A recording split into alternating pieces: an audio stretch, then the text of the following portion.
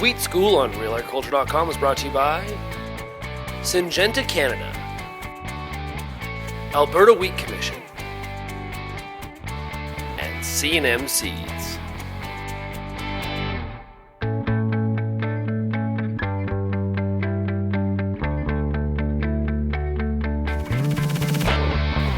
Actually, we are in front of part of our seed bank, where we have a bunch of collection of old varieties and also some of the wheat ancestor.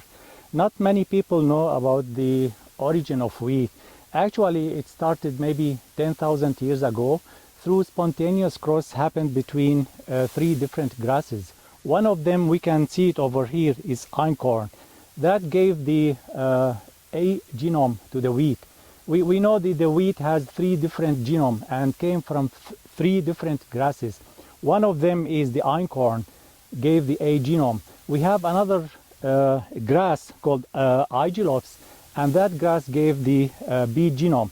When the cross happened like 10,000 years ago, what we've got like something like the emmer wheat. That's the old version or the ancestor of durum wheat.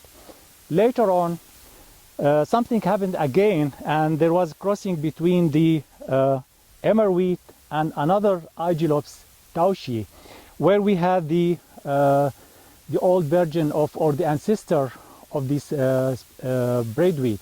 So this process, like it started like 10,000 years ago, and then the very old farmers start picking heads from those the first cross happened in the old time, and somehow we end having that polish over here. You can see this is the old version of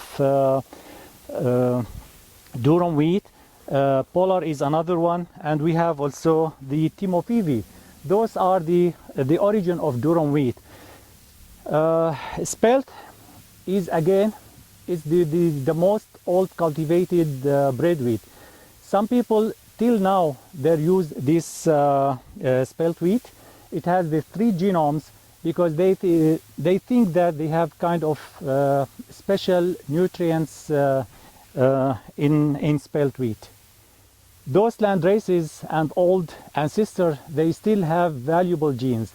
For example, if you look over there, we have like high infection of stripe rust. Some of the newer varieties, they got infection with the stripe rust, but some of like spelt, look over there, they are still having or showing high level of resistance to stripe rust. And so all those old accessions, land races, they still have unique genes and they are not explored like totally. So it's very valuable to have more notes on them, more phenotyping, and see what genes they have, and probably if any like new virulent genes happened or we had like a drastic climate change, we come back to our seed bank and try to look for those genes that they're gonna help us to overcome those new races of stripe rust. Yeah, every year we have in our seed bank we have about 2,000 accession of those historical wheat, and each year we plant part of them, and of course we phenotype them, and hopefully in future using the new technique like from the biotechnology, molecular marker, genotyping, we are able to kind of find out what genes they have, and in this case it's going to be more efficient to use them in our breeding program.